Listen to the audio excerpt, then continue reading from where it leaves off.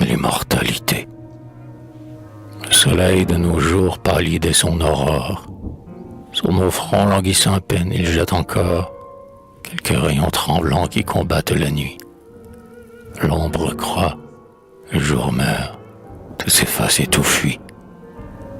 Qu'un autre cet aspect frissonne et s'attendrisse, qu'il recule en tremblant des bords du précipice, qu'il ne puisse de loin entendre sans frémir le triste chant des morts tout près à retentir. Les soupirs étouffés d'une amante ou d'un frère, suspendu sur les bords de son lit funéraire, où l'air rein gémissant, dont les sons éperdus, annonce aux mortels qu'un malheureux n'est plus. Je te salue, ô mort, libérateur céleste. Tu ne m'apparais point sous cet aspect funeste que t'as prêté longtemps l'épouvante ou l'erreur. Ton bras n'est point armé d'un glaive destructeur, ton front n'est point cruel, ton œil n'est point perfide. Au secours des douleurs, un Dieu clément te guide. Tu n'anéantis pas, tu délivres, ta main, céleste messager, porte un flambeau divin. Quand mon œil fatigué se ferme à la lumière, tu viens d'un jour plus pur inonder ma paupière. Et l'espoir près de toi, rêvant sur un tombeau, appuyé sur la foi, m'ouvre un monde plus beau. Viens donc, viens détacher mes chaînes corporelles. Viens, ouvre ma prison, viens, prête-moi des ailes. Que tardes-tu, pareil, que je m'élance enfin vers cet être inconnu, mon principe et ma fin. Qui m'en a détaché? Qui suis-je et que dois-je être? Je meurs et ne sais pas ce que c'est que de naître. Toi qu'en vain j'interroge, esprit, hôte inconnu, avant de m'animer, quel ciel habitais-tu? Quel pouvoir t'a jeté sur ce globe fragile? Quelle main t'enferma dans ta prison d'argile? Par quel nœud étonnant, par quel secret rapport, le corps tient-il à toi comme tu tiens au corps? Quel jour séparera l'âme de la matière? Pour quel nouveau palais quitteras-tu la terre? As-tu tout oublié? Par-delà le tombeau, vas-tu renaître encore dans un oubli nouveau? Vas-tu recommencer une semblable vie? Ou, dans le sein de Dieu, ta source et ta patrie, affranchie pour jamais de tes liens mortels, vas-tu jouir enfin de tes droits éternels? Ouais, tel est mon espoir, à moitié de mai.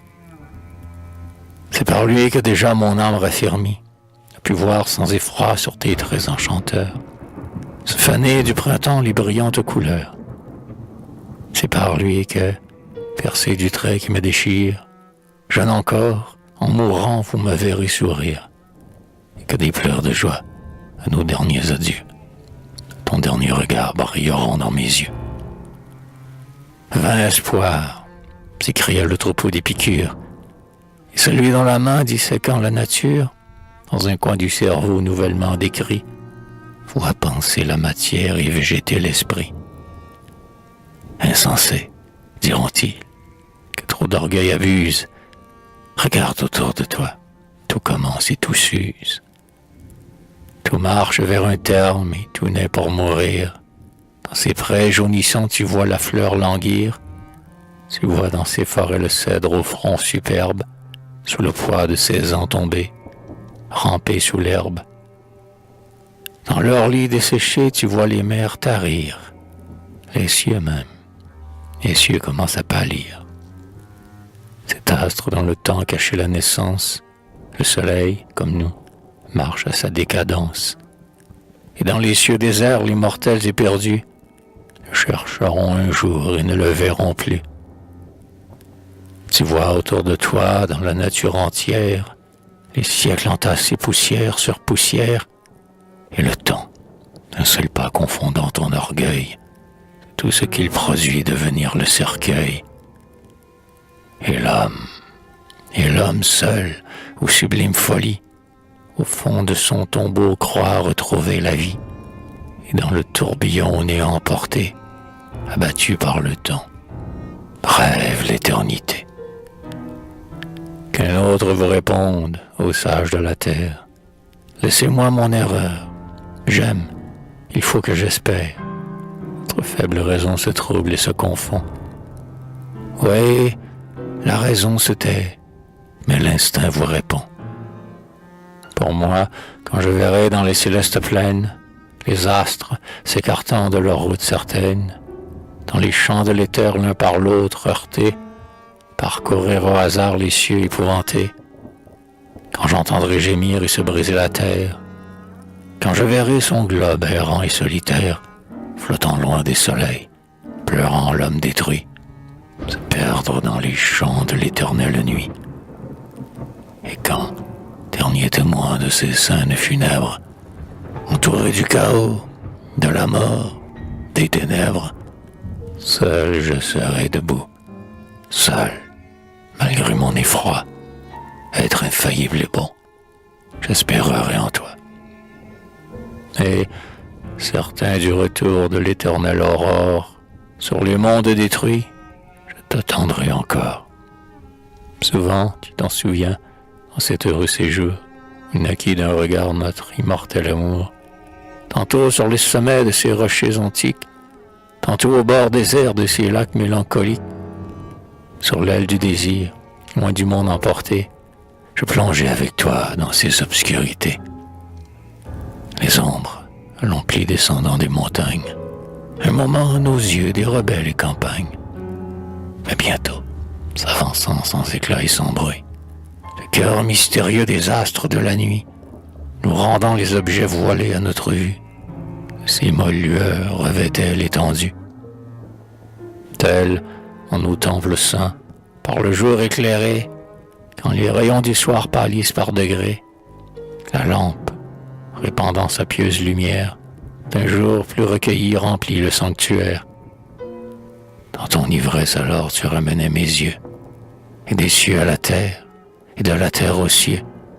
Dieu caché, disais-tu, la nature est ton temple.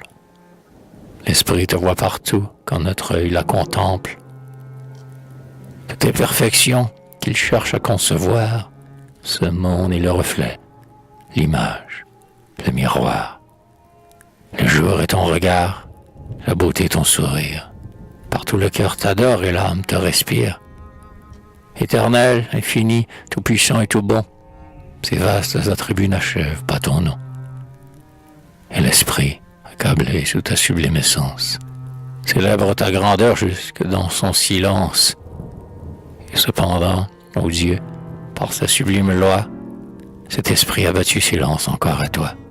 Et, sentant que l'amour est la fin de son être, impatient d'aimer, brûle de te connaître.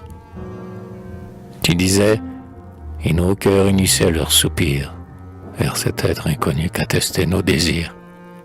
À genoux devant lui, l'aimant dans ses ouvrages, et l'aurore et le soir lui portaient nos hommages, et nos yeux enivrés contemplaient tour à tour la terre, notre exil, et le ciel, son séjour.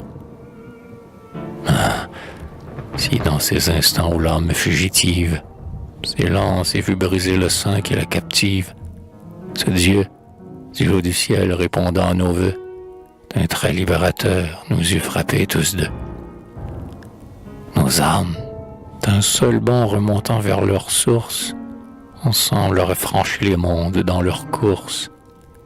À travers l'infini, sur l'aile de l'amour, elles auraient monté comme un rayon du jour, et jusqu'à Dieu lui-même arrivant éperdu, ce serait dans son sein pour jamais confondu. Ces vœux nous trompaient-ils?